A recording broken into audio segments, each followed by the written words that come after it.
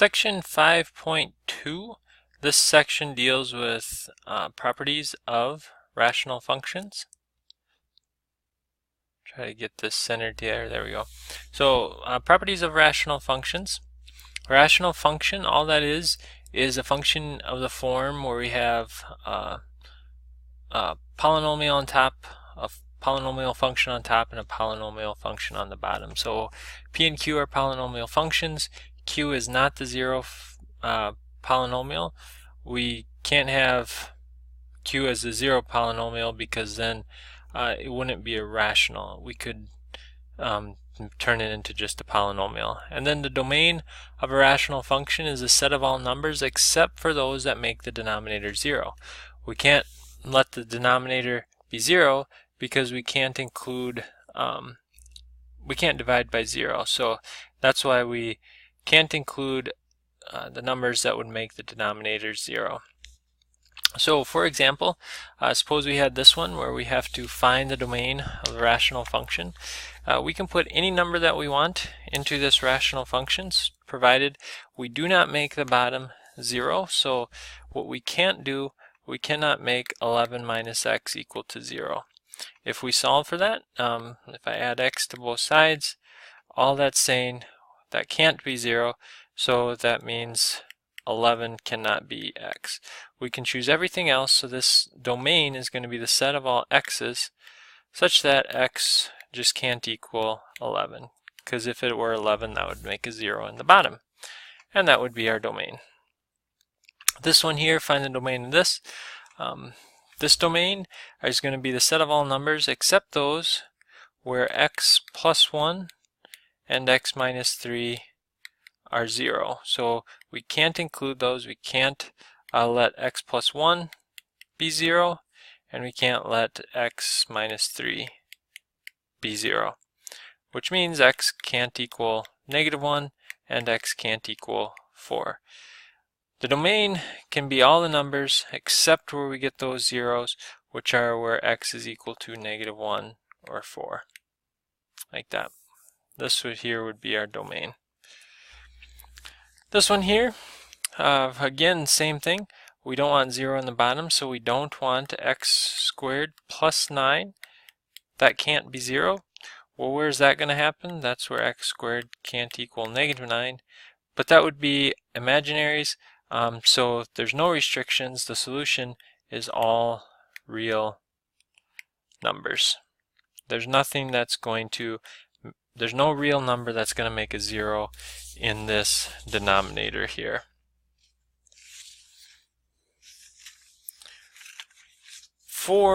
That's for the denominator 0. For when the numerator, the top is 0, if r of x equals p of x over q of x is in the lowest term, then the zeros of the numerator are the x-intercepts.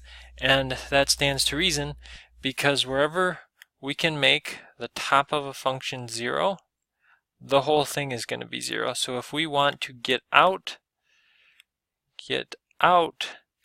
a 0, all we have to do is make the top 0. If we can somehow make that top, whatever that is, 0, the whole thing is going to be 0. It doesn't matter what's in the bottom, provided it's this rational function is in lowest terms. For asymptotes, asymptotes are lines that the function is going to approach. And so one of the types of asymptotes are called horizontal asymptotes. Horizontal asymptotes, that's what happens as x approaches -infinity or x approaches positive infinity. Another way of thinking about that is if we're looking at a graph, the farther things get away from 0, so the further it is away from 0, what the graph approaches. And so if the farther what's going in, as farther the inputs going in are away from 0, that's what this means, then the values of r of x approach some fixed number. What that means is the line y equals L, whatever that function is approaching, is a horizontal asymptote. It's a flat line. So if the function, as we get inputs far away from 0, is approaching a line or a number, that line y equals that number is the horizontal asymptote. Here, if we look at these graphs, as this graph would keep going, getting further and further and further away from 0, it's approaching this line here, and that line or that number that it's approaching is the asymptote, a horizontal asymptote. Here, this one is approaching this number, this line. This line right here is the horizontal asymptote. This one is not approaching anything horizontally, so there's no horizontal asymptote. Same with this one, it's not approaching anything horizontally, so there's no horizontal asymptote. If, starting here with vertical asymptotes, as x approaches some number, so if our input is approaching some numbers and our outputs, the values, are getting huge, so approaching infinity, if we're putting in values close to some number, the closer we get to that number as we put inputs in, the values are getting huge for our outputs, or the absolute value of r of x is approaching infinity. Then the line x equals c, so the line x is equal to whatever that number we're getting really close to is a vertical asymptote of the graph. So here, as our inputs get really, really close to c, the graph shoots up. That's a vertical asymptote. As the numbers get really, really close to c, it shoots down or shoots up. It kind of explodes either up or down. That's a vertical asymptote. Well, how do we find these vertical asymptotes? For a rational function in lowest terms, that's key. In order to find these, we have to have this quotient or that fraction reduced as much as possible. And when it is reduced as much as possible, it will have a vertical asymptote at x equals r if r is real to 0. So all we have to do, we have to reduce it, find where the bottom is equal to 0, and those are our vertical asymptotes. So we reduce the fraction, find the numbers that would make the bottom 0. Those numbers, x equal those numbers, are our vertical asymptotes. Trying to do it once here. When I look at this graph, I have to make sure it's reduced. It is reduced. There's no factors that are the same on the top and the bottom. So then my vertical asymptotes are where the x plus 2 is going to equal 0. If we solve for the x, that's where x is equal to negative 2. So as we approach numbers, as we approach negative 2, there's going to be a vertical asymptote at x equals negative 2. A vertical asymptote, x equals negative 2. There would be a line here that at negative 2 that it approaches, at this graph approaches. If I just wanted to kind of double check that once, we'll keep those. And let's say I go over here to a graphing, just to get a visual here of what's happening. So I'll get rid of what I previously had. I'm going to go ahead and graph x plus 5 and over x plus 2. And there you can see on this graph, up and down, right here, that's where x is equal to negative 1. So if I get in a little bit closer here, I can see that a little bit better. So let's say if I add the line x equals negative 1 in,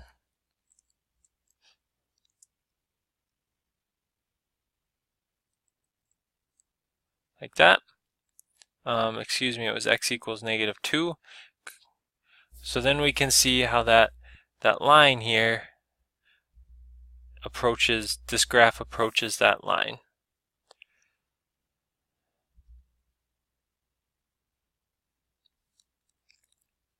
This one here, find the vertical asymptotes. Very first thing we have to do when we find the vertical asymptotes, we have to make sure that this is reduced. Is it reduced? Yes, it is. There's no factors that are same on top and the bottom. So then I just find where x squared minus 9 is equal to 0 for vertical asymptotes. X minus 3, x plus 3. So either x minus 3 is going to be 0 or x plus 3 is going to be 0. In this case, x equals negative 3, or positive 3. In this case, x equals negative 3. Those two numbers, or those two lines, x equals positive 3 and x equals negative 3, are the vertical asymptotes. They're where the bottom of the fraction is 0. And if you stop and think about that for a second, why that might be happening, it might be a little bit easier to think through why that's happening in this previous example. As numbers approach negative 2, like negative 2.1, negative 2.01, negative 2.001, what's happening in the bottom of this fraction is that we're getting something very, very small. When we divide by something that's very, very small, it gets the overall gets very, very large. So if you divide by something very, very small, it gets very, very large overall. That's why that's actually happening. And so we just look for where the bottom is 0. Those two right there are going to be the vertical asymptotes. Looking at this one, can we find the vertical asymptotes? Well, it's reduced. This is going to be where x squared plus 1 is equal to 0. Are there any real numbers that we can make this happen for? Is there any way to square something, end up with this part negative, add 1 and get 0? No, there's not. So there are no vertical asymptotes.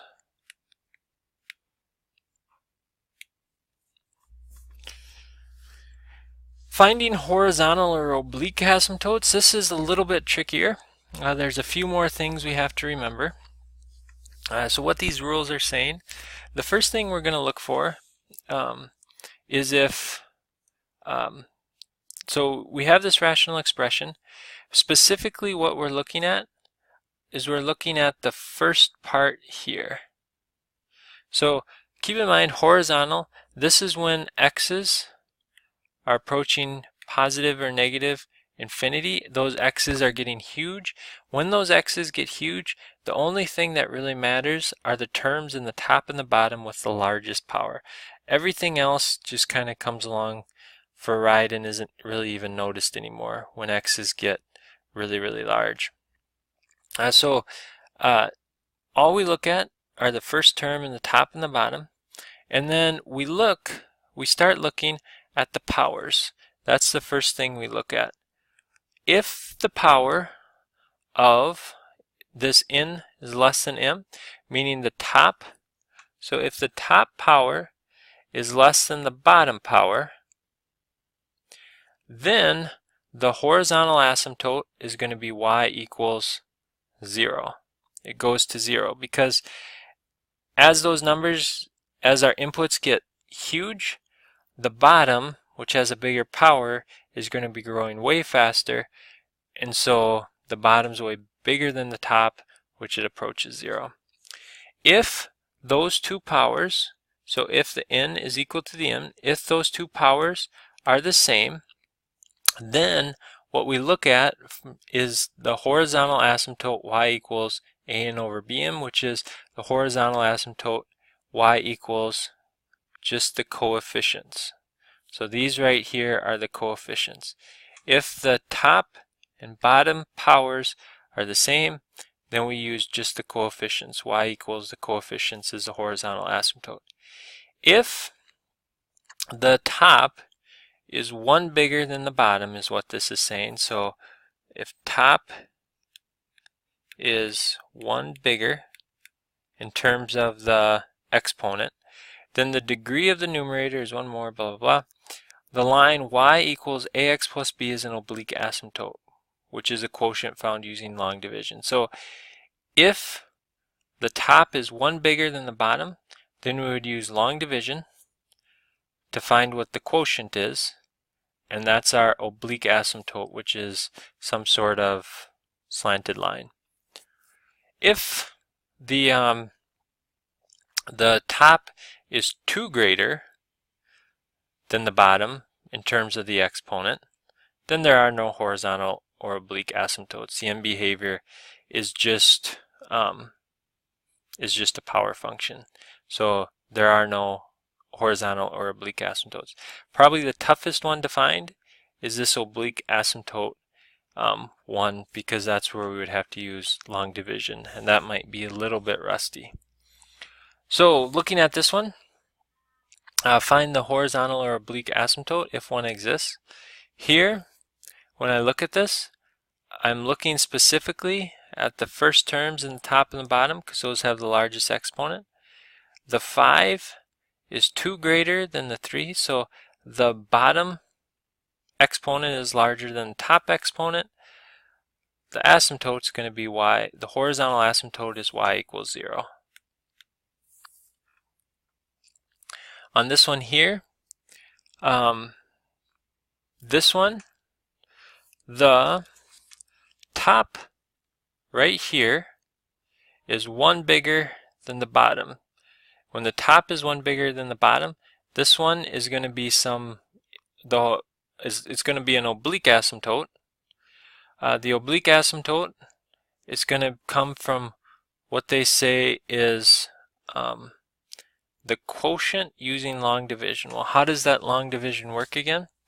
That long division comes from when we take 3x squared plus, there's no x's, so 0 x's, plus 1, and we put it into the 2x cubed plus x squared, there's no x's, so plus 0x, plus 7. When we do this, what we have to be thinking about, it's kind of like normal long division, but what times 3x squared is going to be 2x to the third? So what times 3x squared is 2x to the third? Well, that would be 2 thirds x. So I'm going to take this 2/3 x times this here, and I'll get 2x to the third. This times 0 x's, so we're going to get plus 0x squared, because 2/3 times 0 is 0. 2/3 times 1 plus 2/3 x, and then that's it. So then, just like with normal long division, after you multiply, we're going to subtract all that. We got to make sure we remember to subtract everything. 2x third minus 2x third, we have no x thirds left, so 0x third, they're gone. X squared minus 0x squared is going to be x squared.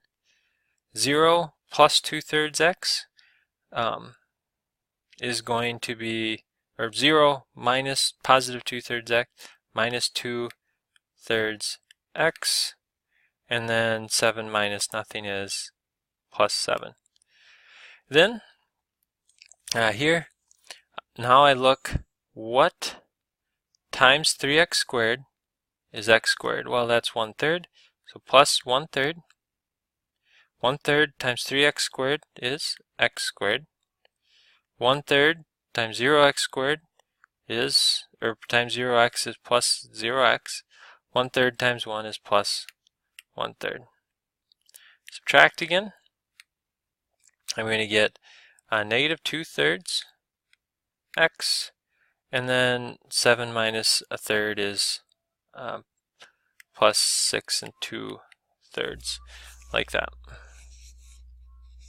Now once I do that long division, this right here is the quotient, and that is going to be my oblique asymptote, which is y equals 2/3 x plus 1/3. And again, if I wanted to take a look graphically to see what's happening here, I'm going to go ahead and graph the, what was it, 2x to the third plus x squared plus 7. That was what I ended up with on the top. And in the bottom, there was a 3x to the second plus 1.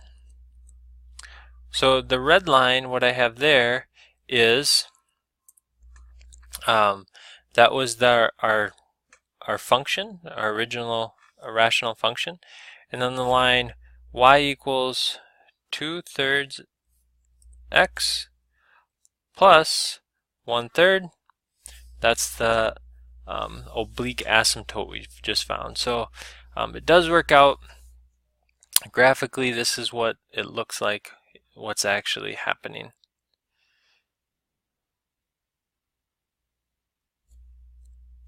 This one here, 9x to the fifth plus 4 over 3x to the fifth plus 1. Here, I look at those first parts again. The exponents are the same. When the exponents are the same, I just have to look at the numbers in front of them. So the horizontal asymptote is going to be y equals 9 over 3 or y equals 3 when that gets simplified.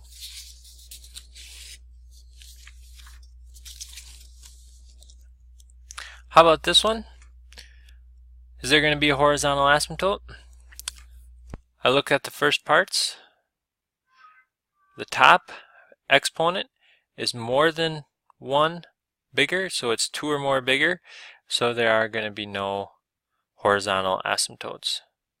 No horizontal or oblique.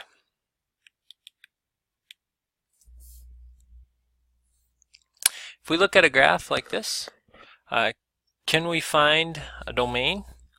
Well, the domain looks like this graph starts from -infinity and keeps on going and going, except for this line right here, which is an asymptote.